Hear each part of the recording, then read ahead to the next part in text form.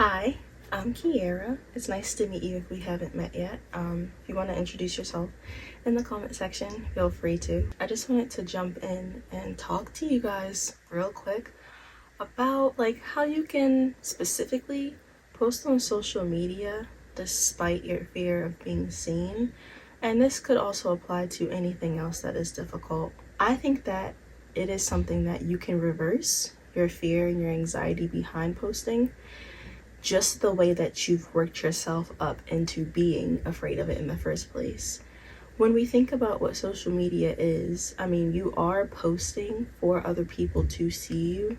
I think the goal of posting is to show other people what you're like and to show other people what you're into. And I think that's, the intention behind it, but we can often be afraid that people might misjudge us or kind of miss the point of why we're posting something and screw our intentions around, and then we're worried that they might think that we're dumb or they might think that we're actually ugly or uncool or something like that. But the fact is, half the time it's probably you telling yourself this before anybody has ever told you, and then you're psyching yourself out of posting in the first place. I want to talk about first how to post when you've never even received any backlash. You're just stuck in your own head. I like to look at it as I'm posting something with my intentions set already. So how you can post when you've never even received any hate comments is pretty simple. Stop thinking about the stuff that's making you anxious. It sounds complicated, and it definitely is, but it takes practice to kind of rewire your brain into getting out of that negative thought pattern. If before you even post a selfie, what you're eating, what you're doing that day, you have all these comments in your head of oh, this bitch is boring, or she's ugly as hell, all this stuff that you're telling yourself, stop. Keep practicing shutting those things down as soon as they come up. As easily as you can let them take over your mind, you can just as easily counter that with a positive thought. Say, no, no one's thinking that about me. That's me. That's all me thinking this. So I used to do this as well. I might think, oh, I really want to post this song that I like or this band or something.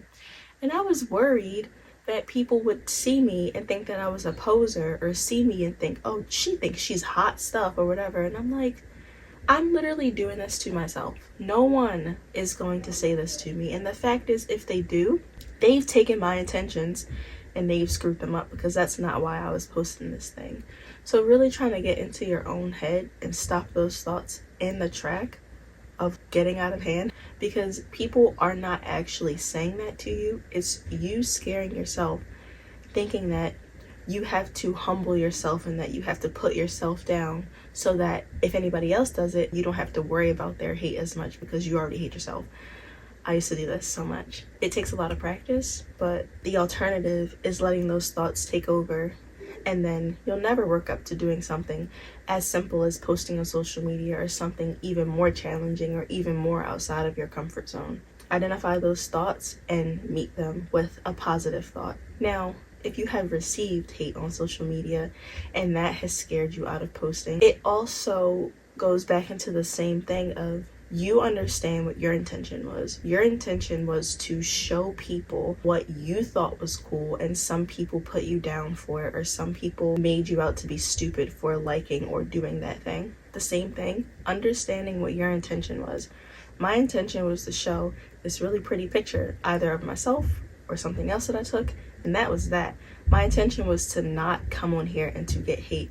So people are allowed to interpret what you put out in any way they please, but it doesn't mean that that is what it is. Say recently I posted a video of something that happened recently, and a part of the video I put my toes in it. My toes look crazy in that video, and I thought, oh, this is funny because my toes look crazy and that'll add to the humor in the video. Now, I did get some offhand comments, which I was expecting. People were saying rude things about my toes or even making jokes about them. But since I'm not insecure about that part of myself, those jokes did not really get to me in the way that they could have. And the fact is, receiving those hate comments, it's not the truth. Other people having their own opinions about you is not necessarily the truth. That's just how they interpret it. And I also just choose to not value much of what people will say. The people who are willing to get on the internet, the many ways that you can use the internet, to get on it and intentionally try to hurt other people or put them down, I don't respect what they say in the first place because it doesn't align with my values, and I just don't respect people who, could just do that to try to hurt another human being just for no good reason. So that's kind of how I choose to go about it. That is kind of a way of getting over the fear of posting in the first place. Acknowledging also, you are your worst critic, you are your biggest hater. Like, you're probably the person who can hurt you the best because you know exactly what your insecurities are. You know exactly what will really get to you. Other people don't necessarily know these things, and other people are not judging you nearly as hard as you are yourself. So just understanding, if you think you look bad in that picture, most people don't see you in the same way that you see yourself. You can think that you look like crap on Monday, and then Tuesday you look great. Most people are not going to notice a difference because they're not living in your body. They don't have your thoughts and your perspective of yourself. So just understanding that most people are not even aware of what your insecurities are, and most people are really just in their own heads, in their own lives. They're not even taking the time to look and realize, oh yeah, like she has that flaw and that flaw and that flaw. It's just the fact that you're so convinced that they know everything that is gonna hurt you. The fact is also, if you project outward that these are things that you're insecure about, then yeah, people might pick up on them.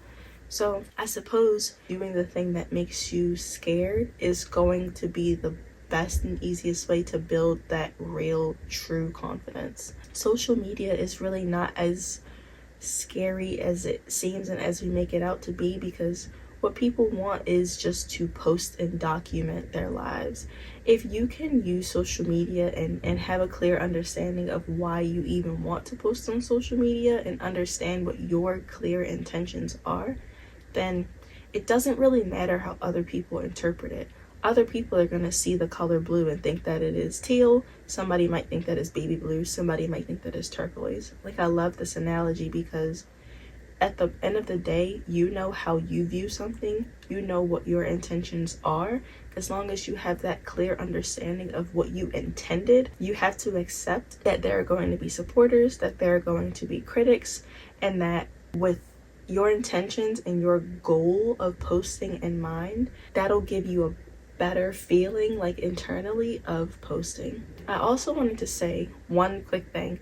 A little trick slash like mind game that I do for myself when I'm feeling anxious about either posting something that might seem self-absorbed. Like, for a while I was afraid about posting selfies and posting my body and just posting myself because I didn't want to seem vain, but social media is very vain and that's okay. So I want to say one trick that I kind of do to psych myself out is think about a person who has complimented me before. Think about someone who would absolutely want to see this picture that I've taken of my spaghetti. Keep that person in mind when I'm posting that thing. So say I'm posting, oh, I love this song by the Smiths.